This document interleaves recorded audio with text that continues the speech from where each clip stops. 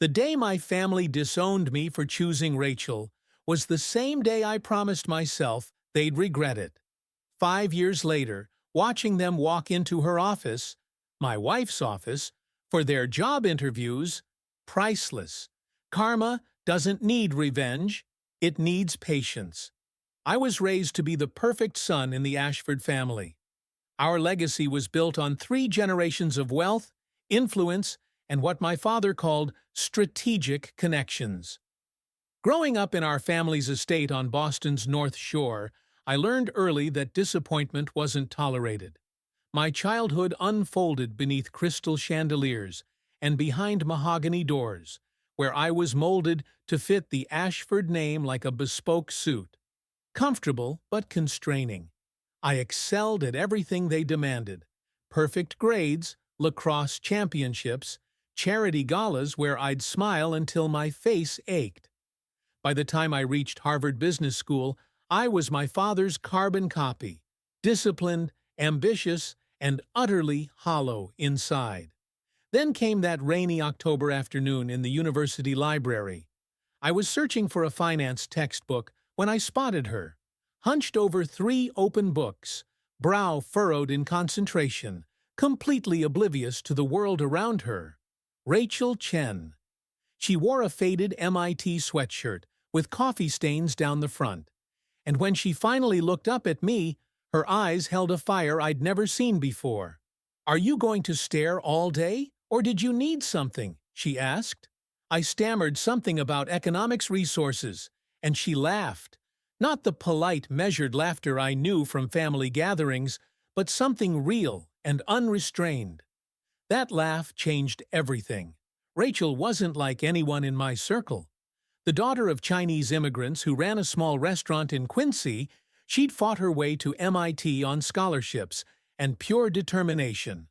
Her mind was extraordinary. She could solve complex engineering problems while debating philosophy and never miss a beat.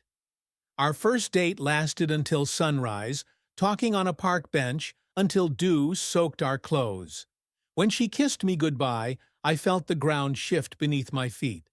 My parents seemed impressed when I first brought her home for Christmas. Mother remarked on Rachel's excellent manners, and father nodded approvingly at her academic achievements. Rachel charmed them with her knowledge of wine regions and her thoughtful questions about father's business ventures. For one naive moment, I believed worlds could merge seamlessly. That delusion shattered 3 weeks later when my mother cornered me in father's study, a folder in her manicured hands. "We've looked into your Rachel's background," she said, her voice dripping with disdain. "Did you know her father declared bankruptcy twice? And that apartment they live above their restaurant? It's hardly suitable for someone your—" She couldn't even finish the sentence. The dinner that followed was excruciating. My parents invited Rachel back, ostensibly to get to know her better. Instead, they subjected her to a cruel interrogation disguised as conversation. "And where did you summer as a child, Rachel?" Mother asked, knowing full well the answer wouldn't include Martha's Vineyard or the Hamptons. Father questioned her long-term ambitions with thinly veiled skepticism. Through it all, Rachel held her composure with a dignity that made me love her even more fiercely. That night, after driving her home in silence, I apologized until my throat was raw. She placed her palm against my cheek and whispered, "They can't hurt me, Henry. But they can hurt us, if you let them." Standing in the glow of her family's restaurant sign, snowflakes catching in her hair, I promised her they wouldn't. Our relationship intensified in the crucible of that opposition. We studied together until dawn broke, sharing dreams between cups of cheap coffee. Rachel showed me her designs for revolutionary water filtration systems that could transform developing communities. I confessed my secret passion for documentary filmmaking, something my family had dismissed as hobbyist distraction. In her tiny apartment, with its mismatched furniture and walls covered in engineering diagrams, I felt more at home than I ever had in my family's mansion. When we made love, it was like discovering parts of myself I never knew existed. With each passing month, the choice loomed larger. The path laid out for me since birth, or the uncertain future with the woman who had awakened my soul. What I didn't know then was that my family was already working to ensure I wouldn't have a choice at all. My father's annual spring gala should have been just another evening of forced smiles and strategic networking. Instead, it became the night that shattered everything. Rachel and I arrived together, her in a simple blue dress she'd saved 3 months to buy. I still remember how she squeezed my hand before we walked in, whispering, "Remember, I'm not leaving your side tonight."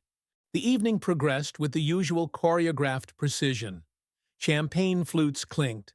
Polite laughter echoed across marble floors. Business deals disguised as casual conversation. But something felt off. My mother's friends kept giving Rachel those tight-lipped smiles that never reached their eyes. Cousin James asked pointedly about Chen's Oriental restaurant with exaggerated pronunciation. I was pulling Rachel toward the terrace for air when Father intercepted us, his hand gripping my shoulder with uncomfortable force. "Family meeting, study, now." His voice was quiet, but left no room for argument. The study door closed behind us with an ominous click. Mother was already there, perched on the edge of Father's desk, an open laptop in front of her. Uncle Richard stood by the fireplace, swirling whiskey in a crystal tumbler. The air felt charged, dangerous. "Henry, we've been patient," Father began, his voice eerily calm. "We've allowed this distraction to run its course, but it ends tonight." Mother turned the laptop toward me. On screen was an email from the Peterson Foundation, the prestigious engineering internship Rachel had been devastated to lose last month, the rejection that had made her cry in my arms all night. Except this wasn't a rejection at all. It was an acceptance letter, followed by a thread of emails. My father's name appeared repeatedly. "You pulled strings to get her rejected," I whispered, the realization hitting me like a physical blow. "Why would you—" "For your own good," Mother interrupted. "The girl is brilliant, we don't deny that, but she's a distraction from your future. The Chen girl doesn't fit into our world, Henry." Uncle Richard stepped forward. "Your father has secured you a position at Weber and Klein starting this summer. The Langley girl, Margaret's daughter, is also joining the firm. She's quite taken with you, always has been." It was so coldly calculated that I actually laughed. A sharp, ugly sound that made Mother flinch. "You've planned my entire life, haven't you? My career, my wife, probably the names of my children too." "Don't be dramatic," Father snapped. "We're protecting the legacy that will someday be yours." The door opened. Rachel stood there, her face ashen.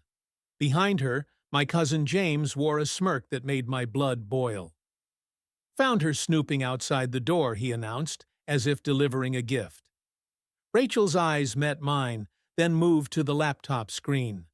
I watched understanding dawn on her face, followed by a pain so raw it stole my breath.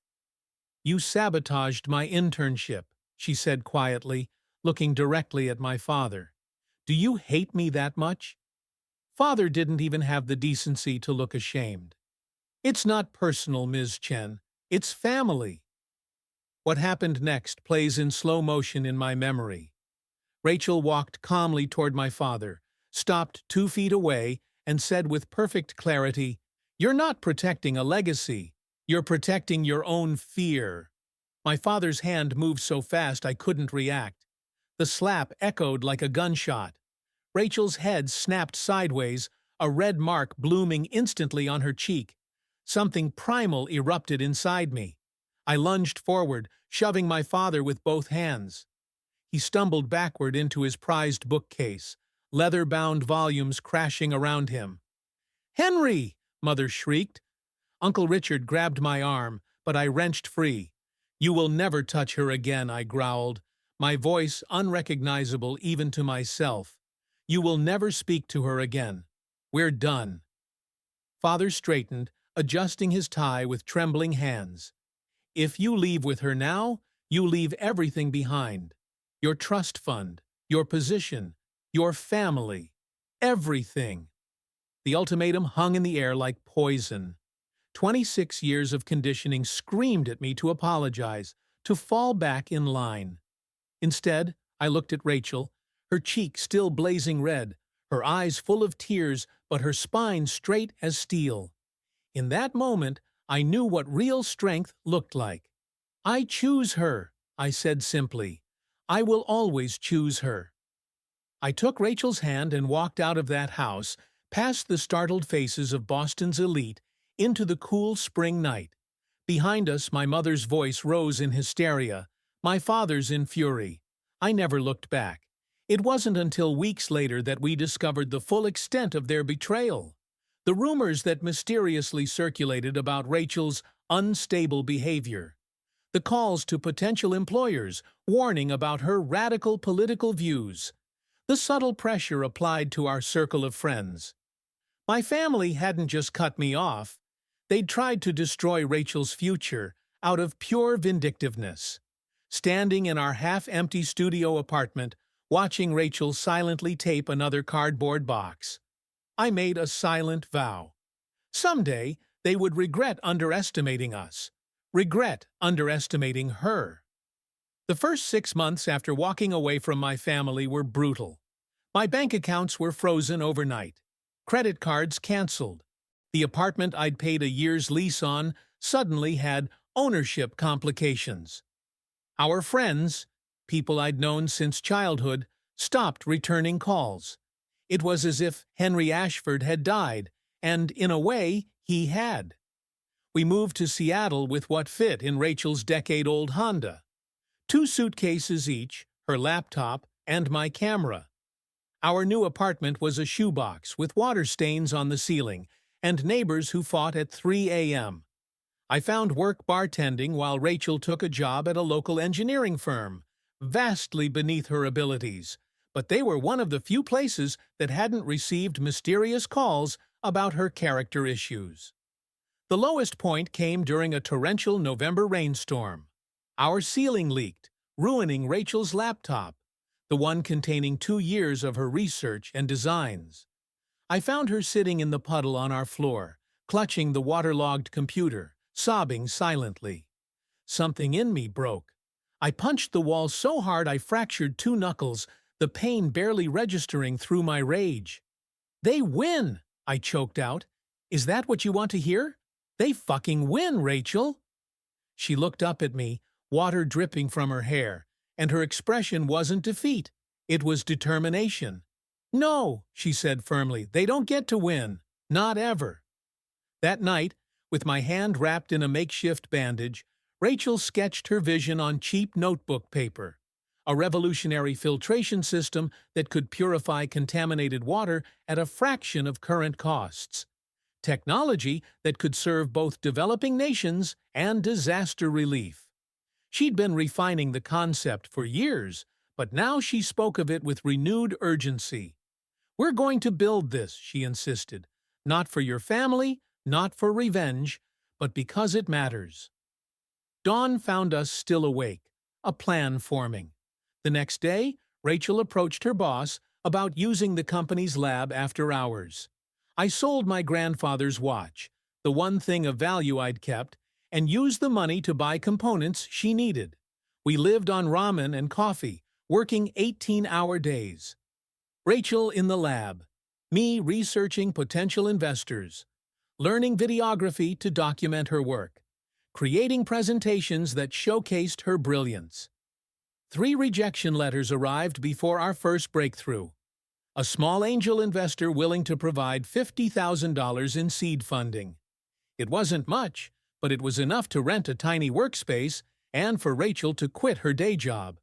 I kept bartending, coming home smelling of beer to find her asleep on her keyboard, pages of calculations surrounding her. The prototype failed 11 times. The 12th test was scheduled for our 1-year anniversary of leaving Boston. I brought takeout Chinese food to the lab, where Rachel had been for 36 straight hours. Her hands trembled as she made final adjustments to the filter membrane. "It has to work," she whispered. "Henry, it has to." I held her shoulders, feeling the knots of tension beneath her skin. "Whatever happens, we keep going." Together, the test began. Water black with contaminants trickled through her system. Minutes passed in silence, broken only by the quiet hum of equipment. Then, on the other side, clear water. Lab tests confirmed 99.7% purification. Rachel stared at the results, then at me, her exhausted face transforming with joy.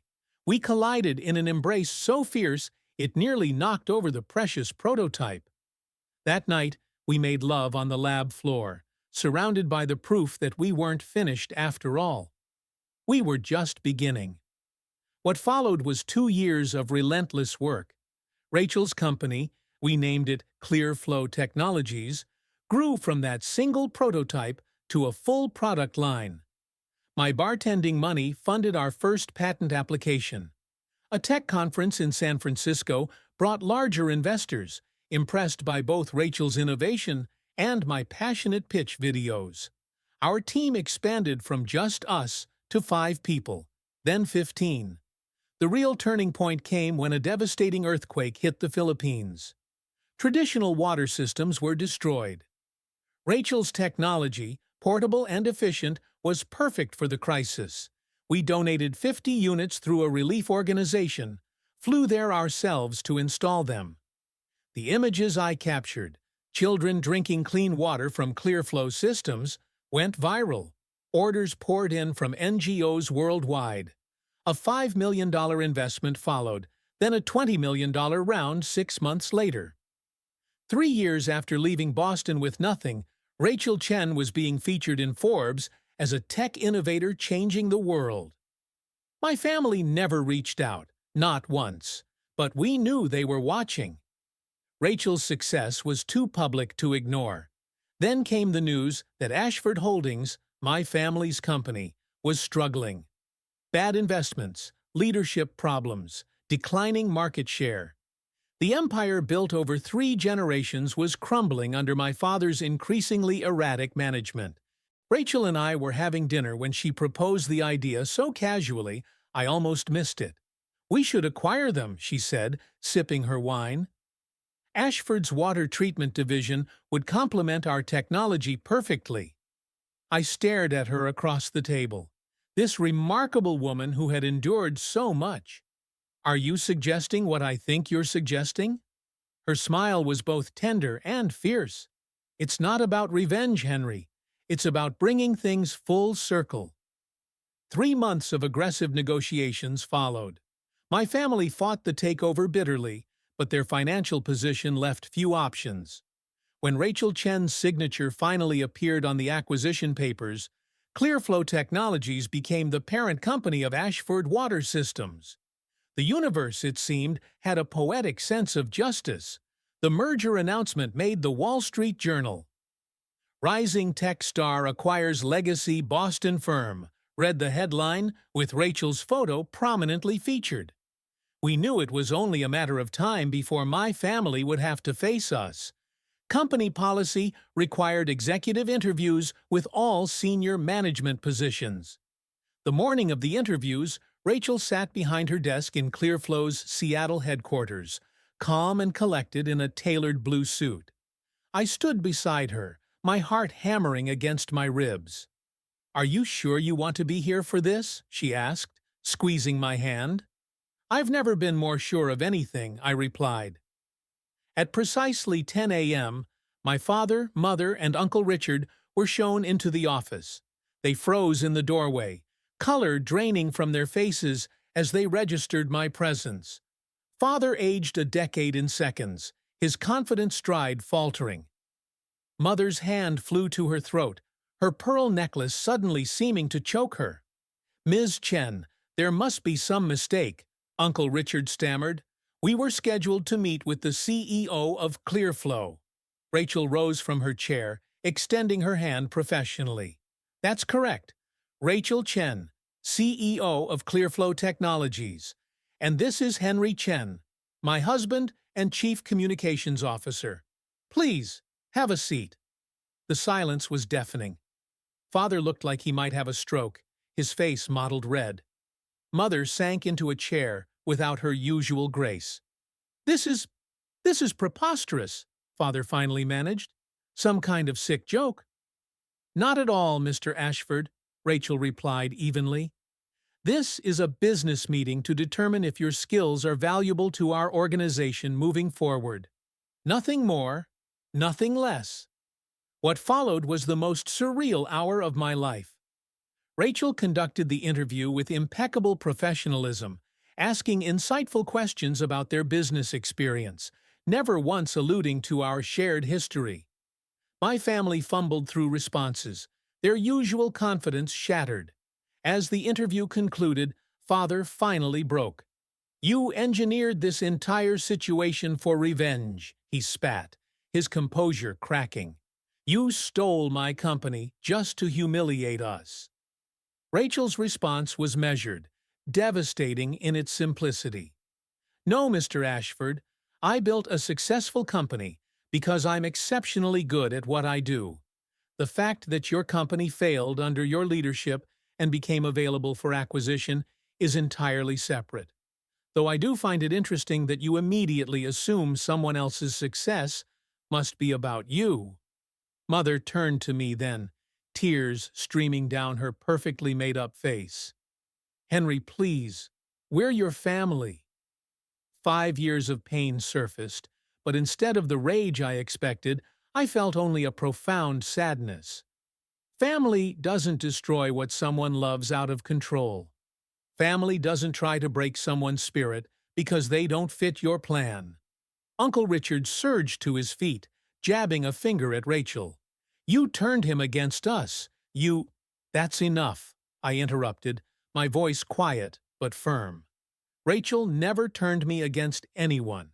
She showed me what real strength looks like, what integrity looks like. You pushed me away by trying to force me to be someone I'm not." Father stood, straightening his tie in a gesture so familiar it almost made me smile. Always concerned with appearances, even now. "Come, Margaret, Richard, we're done here." He paused at the door, looking back at me with something almost like regret. "You could have had everything." "I do have everything," I replied simply, looking at Rachel. After they left, Rachel and I stood at her office window, looking out at the Seattle skyline in silence. She leaned her head against my shoulder. "Was it worth it?" she asked softly. "Losing them?" I thought about the question carefully. "I didn't lose a family," I finally said. "I found one, in you." That night, we sat on the balcony of our home, watching the sunset over Puget Sound. Rachel curled against me, her hand resting over my heart. "What happens now?" she asked. "Now we keep building," I told her. "Not an empire, something better." Father retired to Florida, Mother to their summer home in Maine. Occasionally, I see their names in charity event photos. Their smiles a little less certain now, but that's their story, not ours. Ours continues with Clearflow's expansion into 30 countries. With the water treatment center we funded in Rachel's parents' hometown in China. With the documentary series I'm producing about global water accessibility. With the nursery, we're preparing for our first child, a daughter, due next spring. Sometimes people ask if I miss my old life, the wealth and privilege I was born into. I tell them the truth. You can't miss what you never really had. Real wealth isn't measured in trust funds or family names. It's found in choosing your own path, in loving someone who sees you for who you really are, in building something meaningful together. My family told me to stay away from Rachel Chen. Instead, I became a Chen myself, and I've never felt richer.